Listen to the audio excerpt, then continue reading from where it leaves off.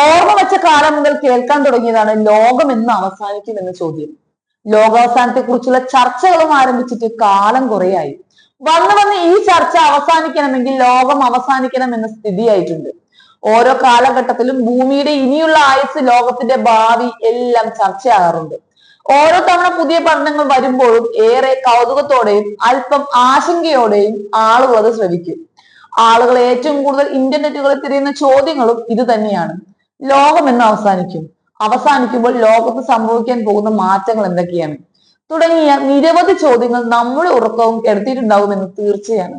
എന്നാൽ ഭൂമിയിൽ ദിനങ്ങൾ എണ്ണപ്പെട്ടു കഴിഞ്ഞുവെന്ന സൂചനയാണ് പുതിയ വെളിപ്പെടുത്തൽ ശാസ്ത്രജ്ഞർ നൽകുന്നത്. ഭൂമി നശിക്കാൻ ഇനി ബാക്കിയുള്ളത് എണ്ണപ്പെട്ട വർഷങ്ങൾ മാത്രമാണെന്നും വെളിപ്പെടുത്തുന്നുണ്ട്. മനുഷ്യന്റെ സ്വാർത്ഥ താല്പര്യങ്ങളും ചെയ്തികളും ഭൂമിയെ അതിന്റെ നാശത്തിലേക്ക് തള്ളിവിട്ടുകൊണ്ടിരിക്കുകയാണ്.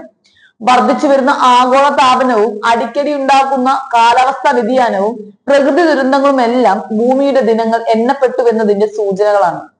ഭൂമി ഇല്ലാതാകാൻ എത്ര വർഷങ്ങൾ എടുക്കുമെന്നും ശാസ്ത്രജ്ഞർ കണക്കാക്കിയിട്ടുണ്ട്. ജപ്പാനിലെ ടോഹോ സർവകലാശാലയിലെ ഗവേഷകരുമായി സഹകരിച്ച് നാസയിലെ ശാസ്ത്രജ്ഞർ നടത്തിയ ഗവേഷണത്തിലാണ് ലോകാവസാനത്തെ കുറിച്ചുള്ള പരാമർശമുള്ളത്. സൂപ്പർ കമ്പ്യൂട്ടറുകളും വിവിധ ഗണിതശാസ്ത്ര മോഡലുകളും ഉപയോഗപ്പെടുത്തിയാണ് ഗവേഷണം നടത്തിയിരിക്കുന്നത്. ഇതിൽ ഭൂമിയുടെ ആയുസ് ഇനി എത്രയായിരിക്കുമെന്നും അവർ നിർണ്ണയിക്കുകയുണ്ടായി. 1 ബില്യൺ വർഷത്തിനപ്പുറത്തേക്ക് ഭൂമിക്ക് ആയുസ് ഉണ്ടാകില്ലെന്നാണ് ഗവേഷകരുടെ കണ്ടെത്തലുകൾ നൽകുന്ന സൂചന. ഭൂമിയിൽ ജീവന്റെ ശേഷിപ്പ് ഇല്ലാതാകുന്നത് സൂര്യൻ മൂലമായിരിക്കുമെന്നും ഗവേഷകർ വിശ്വസിക്കുന്നുണ്ട്. സൂര്യന്റെ താപോർജം അത്രത്തോളം തീവ്രമാകും. ഭൂമി ഉൾപ്പെടെ ചുറ്റുമുള്ള ഗ്രഹങ്ങളെല്ലാം അതിൽ ഇല്ലാതാകും. സൗര കൊടുങ്കാറ്റുകളുടെ ഫലമായി ഉണ്ടാകുന്ന അന്തരീക്ഷത്തിലെ മാറ്റങ്ങൾ ഓക്സിജന്റെ അളവ് കൂടുതൽ കുറയ്ക്കുമെന്നും നാസ പറയുന്നുണ്ട്.